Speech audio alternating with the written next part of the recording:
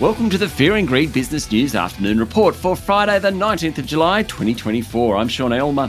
Every afternoon we've got the 5 stories that happened today that you need to know about. The S&P ASX 200 closed down about 1% today, meaning for the week the bourse was flat. Mind you, it had quite a ride. Earlier in the week, the benchmark hit both a new intraday high of around 8,060 points and a new closing high.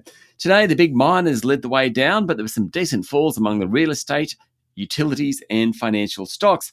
Bit of corporate news around today. Whitehaven Coal said it didn't meet its unit cost target, even though the company sold higher volumes of coal. Cost pressures have hit all miners, and Whitehaven Managing Director Paul Flynn said in parts, materials and services, inflation is rife. There you go.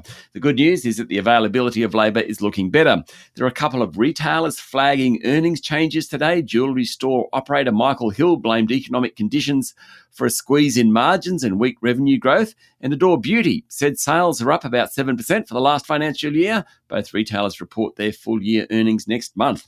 Story number 2, Donald Trump officially accepted his nomination as the Republican nominee for the November presidential election in the US at the party's national convention in Milwaukee today, giving a speech in which he said he will win in 4 months' time, and I quote, "We will begin the greatest 4 years in the history of our country."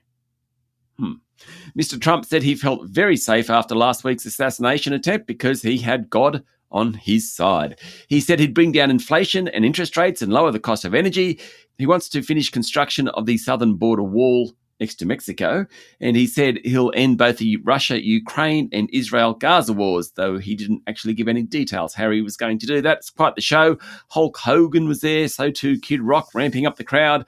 Melania Trump, who's been largely absent from the campaign so far, was front and centre. The crowd also included Rupert Murdoch and Kevin Rudd, the former Prime Minister and Australia's ambassador to the US.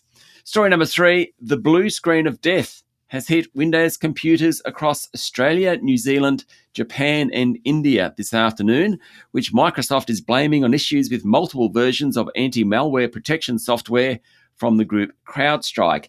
According to posts on X, the outage has affected the 4 countries and media groups, banks and other financial service firms. Thousands of other businesses are hit. This is happening as we go to air. Hopefully the problem won't last too long.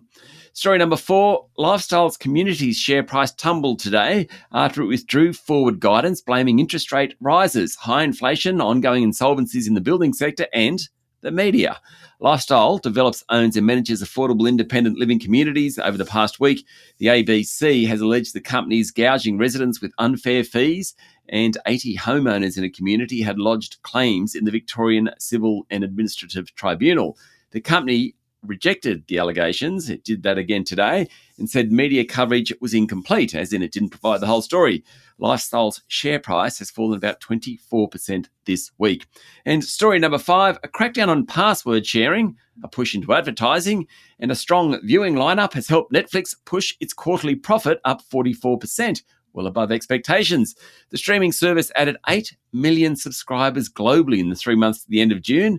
It now has nearly 278 million subscribers, up 37% from a year ago. Netflix's share price is up more than 30% this year. Since mid-2022, a couple of years ago, Netflix has been blocking the previously widespread practice of sharing subscriber passwords with friends and families living outside households. It also introduced commercials for the first time as part of a low-priced version of its service. Since those moves began rolling out, Netflix has picked up nearly 55 million more paying customers. It's also cut back on spending, particularly around some movies and series. That's it for the afternoon report for Friday, the 19th of July, 2024. Don't forget to hit follow on the podcast and find Fear and Greed on LinkedIn, Instagram, X, TikTok and Facebook. Join Adam Lang and I tomorrow morning for the weekend Fast 5. I'm Sean Aylmer. Enjoy your evening.